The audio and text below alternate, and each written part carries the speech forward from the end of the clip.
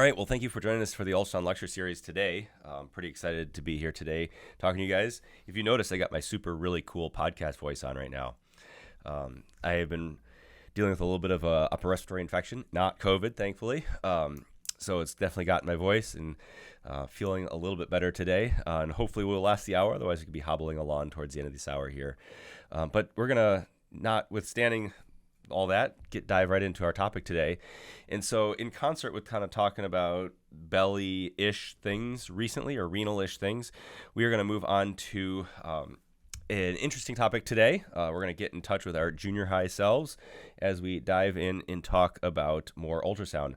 So let's go into our case. So let's start off today talking a little bit about a 14-year-old gentleman who comes in with left-sided groin pain. Yes, you can see why I'm getting into the junior high mindset, right? So basically, we are gonna, think about this case. 14-year-old comes into the emergency department, groin pain, right? They have no CV tenderness, but it said left lower quadrant kind of radiates into the testicular area, and so as for any patient with pain below the belly button, or any male patient with pain below the belly button, you probably should do an exam, or at least talk about, the idea of pain kind of below the waistline, right? And so if he has pain below the waistline, you probably need to take a look. And so on scrotal exam, you notice a very tender left hemiscrotum, right? This is obviously, there's no obvious abnormal lie to this patient's, scrotal contents. And there's no erythema, infectious appearance. Everything looks good. And you try a cremasteric reflex to see, can we get this thing to elevate with a little bit of, with just a little bit of, pressure kind of in the thigh area, and the thing, basically is uncertain. So what do you think? What do you think is going on? What could be the differential for this patient, right? So as we think about it, obviously testicular torsion is number 1, 2, 3 on our differential diagnosis for this patient. And then we kind of get into the other, infectious-y things. Do they have, some epididymitis, orchitis, do they have some, cellulitis or abscess, things to that effect, right? And so that kind of leads us into today's topic, which I have conveniently titled Twisted.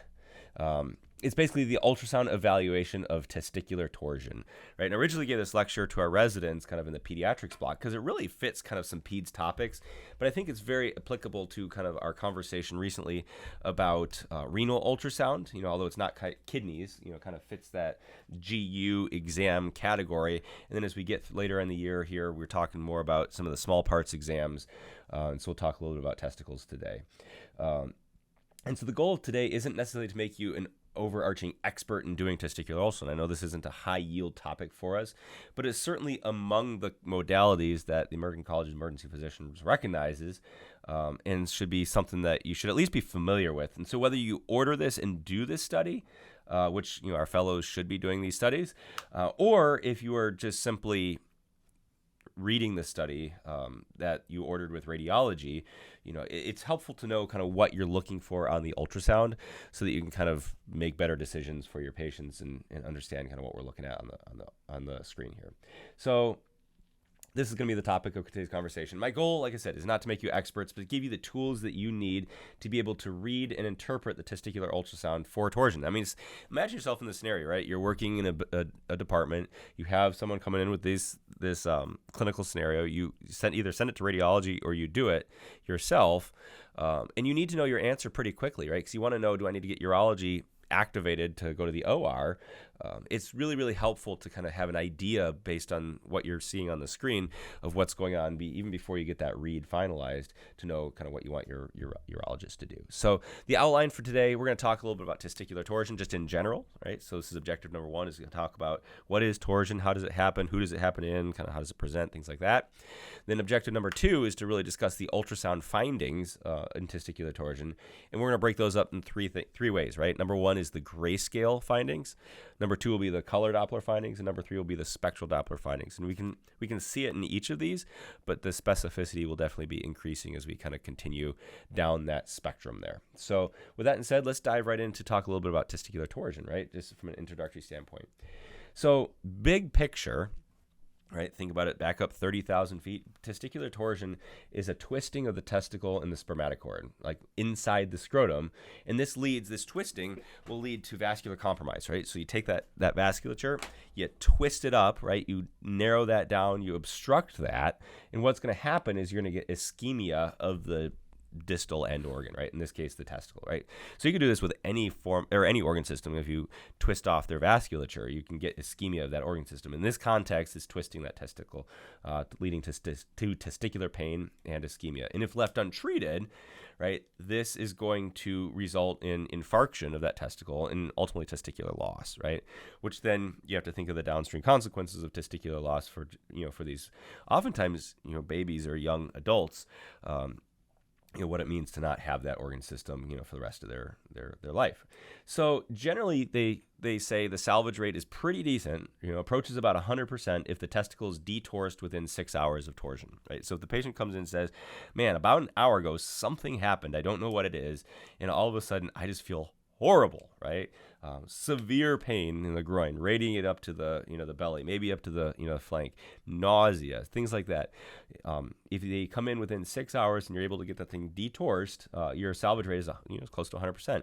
And as you can imagine, that salvage rate will drop off over the course of time, as the time from the torsing event, increases. So it's generally considered to be approximately 20% salvage rate if the testicles torsed for more than 12 hours. And there's been some reports of torsion for longer, that are salvaged. But again, standard teaching is that if you're within 6 hours, you're pretty good. If you're over 12 hours, you're really struggling there. So this is something we really need to be on top of. And pardon the pun, you need to get the ball rolling on this one as soon as possible with urology so that you can minimize the complications for these patients, right? Now, who does this happen to, right? Testicular torsion happens in kind of a bimodal pattern. So you typically see this happening in infants, right? And then older children. It doesn't mean it can't happen to people who are beyond those age ranges. In the positive range, you can't, I guess, torse someone who's less than an infant. But that's the typical textbook bimodal range of where these happen. So whenever you have a patient coming into the department, particularly the inconsolable infant, this should always be on your list of differentials. And so when I have like that complaint of, this baby won't stop crying that comes into the ED, a couple of things that I want to look for, is obviously like hair tourniquets. Is there torsion? Is there some appy? Is there some other like corneal abrasion? The list goes on, but this is definitely among the things that I need to look for and I need to evaluate for and make sure those kids are okay. Now, this bimodal distribution is mostly explained or largely explained by some nuances in anatomy. So let's dive into that a little bit. So here's basically a picture of the testicle and the epididymis and the spermatocord as it kind of heads up, out of the scrotal area. And you notice with those pink lines that they're surrounded by basically a covering, right? This tunica vaginalis. And so if you imagine the tunica vaginalis is almost like taking a balloon, right? Fill up a balloon with air and then punch your fist into that balloon. And what you're going to have is you're going to have some of that balloon that's covering your fist and some of the balloon that's basically outside or, that is protecting your fist from the outside air, essentially. And there's going to be a small potential space kind of between the layers of the balloon that if you just put a little bit of air in there just to get it to work, would be there. And so what that's going to leave is that's going to leave a bare spot, right? The part where your wrist is going into that balloon is not covered by a balloon, right? Because it's going to kind of fold out as, become the outer wall of that tunica, essentially. And so this bare spot is what generally anchors the testicle inside the scrotum, right? And this is generally where we have the posterior aspect of the testicle and generally where you have the epididymis. And so generally speaking, this is a rather broad-based, bare attachment that really anchors that testicle in the scrotal sac and prevents any torsion, right? But if you were to make that minimal, right, if you were to minimize that size, make it smaller, you wouldn't have as much anchoring effect, and then that testicle would be more likely to spin and to twist. And this is what leads to what's called as the bell clapper deformity that increases your risk for testicular torsion, right? And so this is one of the common mechanisms that can happen in patients with testicular torsion. The other way of describing this is describing it as intravaginal, kind of what we just talked about, or extravaginal testicular torsion. Remember, we're calling it vaginal for the tunica vaginalis, right? And so extravaginal is basically not that bell clapper deformity. Everything's anchored in okay, but outside of this whole balloon fist complex, the whole thing twists, a little bit higher up on the spermatic cord, right? And so these are two different mechanisms for how the testicle can twist inside the scrotal sac and causes the obviously downstream complications that we've been talking about. So with that being said, let's talk a little bit about ultrasound. We're going to shift gears. We kind of talked a little bit about testicular torsion in general. There's a lot more that can be said about that. That gives us a little bit of the overview, just sets the stage for the rest of the conversation here. So let's talk a little bit about the ultrasound findings of testicular torsion. And remember, we're going to divide that up in the Grayscale, the color Doppler, and the spectral Doppler findings, right? So the first one is Grayscale, and this is basically the base scan for everyone. It's just the 2D scan, what things that we're going to look for as we're scanning these patients. And you want to look for, in your Grayscale evaluation, two things. Number one, size, and number two, echo texture, right? So the testicles, they're relatively superficial, and actually they're relatively easy to scan because they're just not buried generally in layer and layer and mound upon mound of adipose tissue, or they're not covered by the bowel gas that we see in other abdominal structures, or if you're, I guess, any other air or attenuating substance. So they're usually pretty easy to get to scan. And what you're going to notice is they're going to be smallish, roundish, kind of oval shaped, pretty homogeneous echo texture structures, right? The size will be a little bit variable relative to their age and pubertal status, but they should be relatively similar to one another. And like I said, that echo texture should be very, very homogeneous, almost like you're looking at the liver or looking at the spleen. Remember, those have a very homogeneous echo texture, and so we kind of get the similar type of appearance, right? And here's an example, basically, of a testicle with very homogeneous echo texture. You can kind of see the well demarcated surrounding, that structure. And when you scan them side by side, excuse me, when you scan them side by side, they should have a similar mid-gray homogeneous appearance. You shouldn't have one brighter than the other, one larger than the other, one more variegated than the other. That should be they should be relatively the same. Now, one of the things that you'll notice when you scan these things is that you'll have this hyperechoic, inner structure, right? This linear hypoechoic line in the middle of the testicles, and this is a normal finding, right? This is the mediastinum of the testicle, or called the rete testicle. And it's basically an invagination of the tunica albuginea at the end, and it's an entry point for the vessels. Excuse me, getting a little itch in my throat. Basically, it's the entry point of the vasculature and the ducts within the testicle. So this is a normal finding inside this testicle that you'll run across as you scan these patients. So what does it look like on Grayscale when you're scanning patients with torsion? Early on, you may not see much of a difference, right? If you're just immediately torsed, there's not a lot of time to develop that change, similar to what you'd expect like in a stroke patient, where you don't see that stroke finding on the CT scan. However, over time, you're going to start having some parenchymal change that you see on your ultrasound. And so remember, when things like this happen, you'll get a change in that Grayscale appearance, and you might start getting this variegated appearance, or this tiger striping appearance, as this early infarction and necrosis begins to occur. And so this is an example of a patient on the left who's having a testicular torsion. Obviously, there's no color Doppler in there that we're going to see. We'll talk about that in a minute. But you can see a significantly more variegated appearance of that testicle as it's becoming more and more congested with ischemia, and the infarction is starting to kind of to set in with his testicle.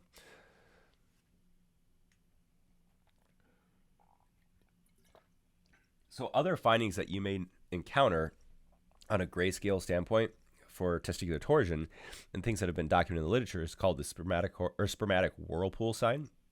So basically, if you scan up a little bit more proximal, you'll see a twisting of the vasculature and the ductwork as you kind of go up into the spermatocord. Additionally, you'll see an abnormal orientation to this testicle, and sometimes you may develop a little bit of a hydrocele, or sort of fluid bathing that testicle inside that scrotal sac. So these are kind of some of the Grayscale findings that you'll have with testicular torsion. So the next thing that we want to talk about a little bit with testicular torsion is this whole idea of color Doppler, right? And this is something as we go kind of, like I said, down that list, grayscale, color Doppler, spectral Doppler, we kind of go up on the ability of finding this thing, or specificity of finding these things with ultrasound, right? And so grayscale by itself, if you see it, great, but it's insufficient to make the diagnosis of testicular torsion, because sometimes you can have normal appearing grayscale despite having a torsion, right? So you need to add some other adjuncts to your study to really decide if this patient is torsed or have findings that are consistent with testicular torsion. And so that's where color Doppler comes into play, right? And so, in addition to just being able to provide cool and fun pictures, which is what this is, it actually starts giving us some quantitative or qualitative first with color, and then quantitative secondly with spectral information about the flow, oftentimes of blood inside different organ structures or systems, in this case the testicle. And so just as a little bit of a way of a recap with Doppler ultrasound, remember the Doppler effect is basically this change in frequency that you can measure based on the change of velocity, in the speed of, or the constant speed of sound in a tissue. And so basically this delta, or the frequency received, right, the frequency that the machine hears minus the frequency that's transmitted is that change in frequency, right, the difference in frequency, and it's affected by whatever is moving inside the tissue.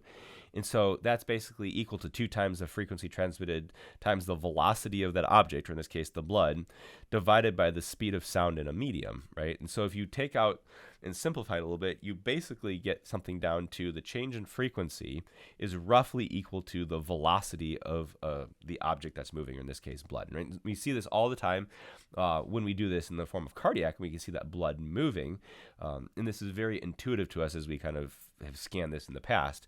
And so remember, this all is on a conventional scale, right? We try to quantify or try to standardize this and replicate this so that things that are moving toward the transducer are displayed in orangish red, and things that are just moving away from the transducer are displayed in blue by standard.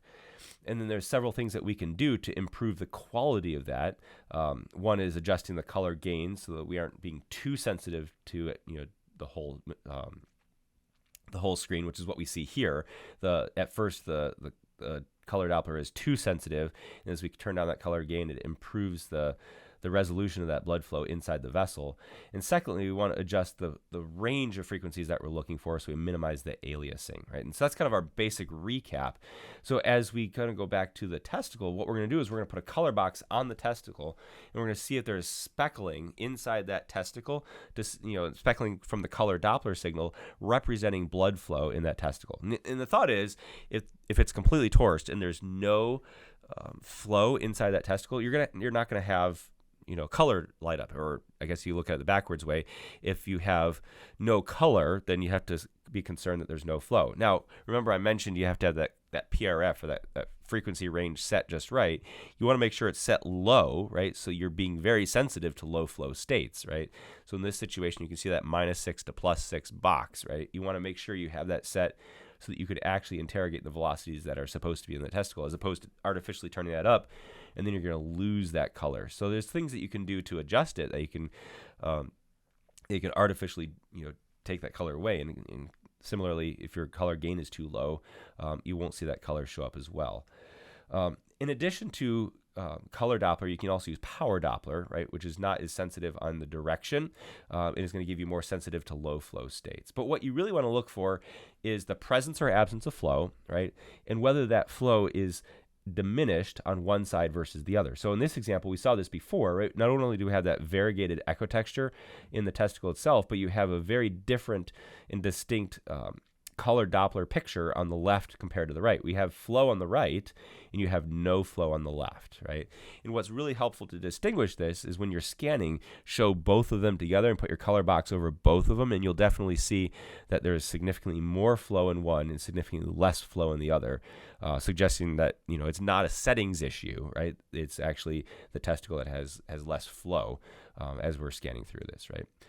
So again, the findings of color Doppler in testicular torsion, you basically have loss of Doppler flow, right? So if you don't see flow, make sure your settings are right, and if they're right, then that's concerning. Or you'll have asymmetry to the Doppler flow, right? And this is where I said put both testicles in the same window, and see if you have, an asymmetry in the amount of flow you see in one side versus the other.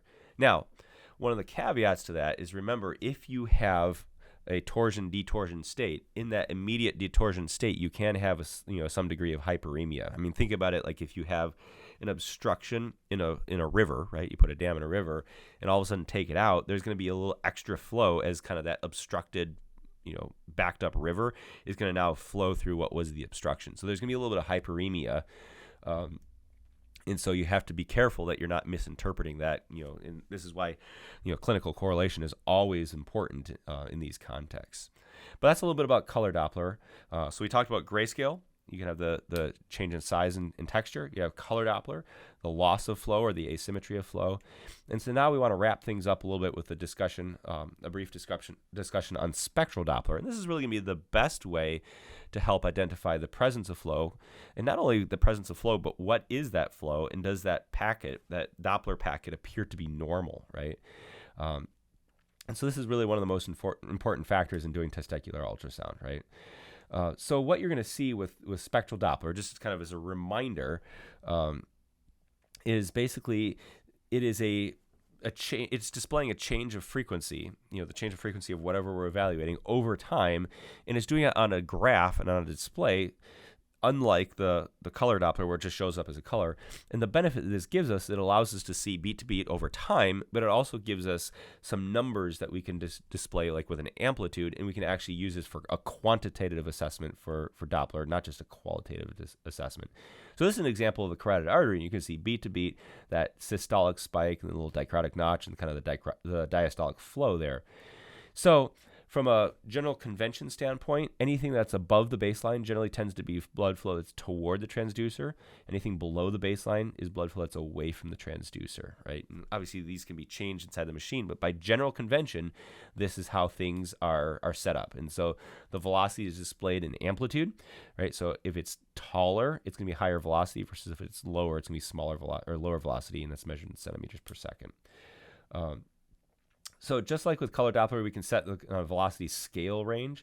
And so we see here some examples of different scale and different baseline that can help us, adjust the frequency range that we're looking for. We can really minimize that idea of aliasing that we may see, with the Doppler packet that's in a scale that's not set to be appropriate.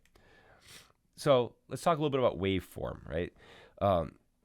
Not only can we characterize the velocity, but we can also evaluate the character of the waveform. And if you think about it, if we break waveform down into two broad categories, the arterial and the venous, both are important for us to evaluate in testicular ultrasound, right? So this image shows an example of venous flow, right? When we've seen that arterial flow with the spikes and the systolic peak and the diastolic flow.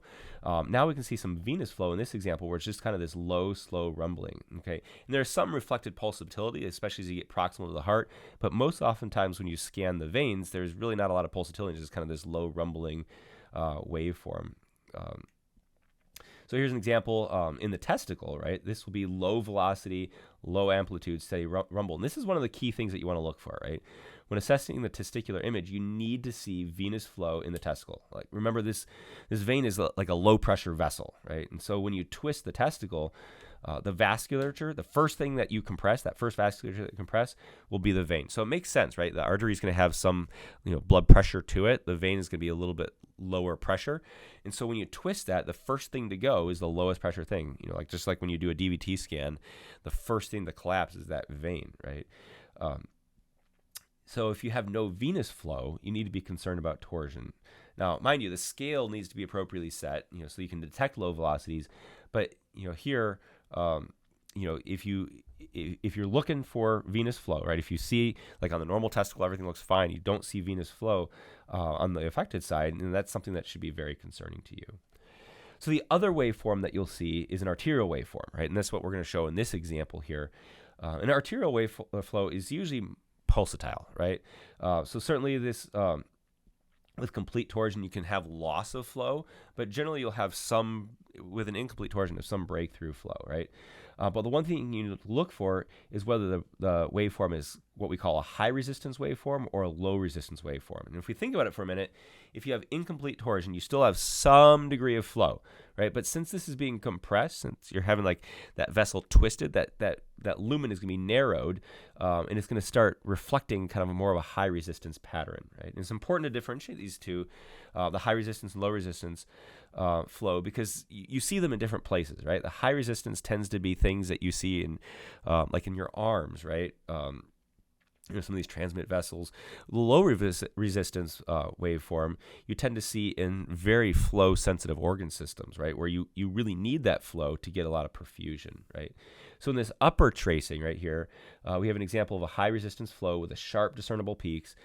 In the Doppler window, right, there's that clear space. I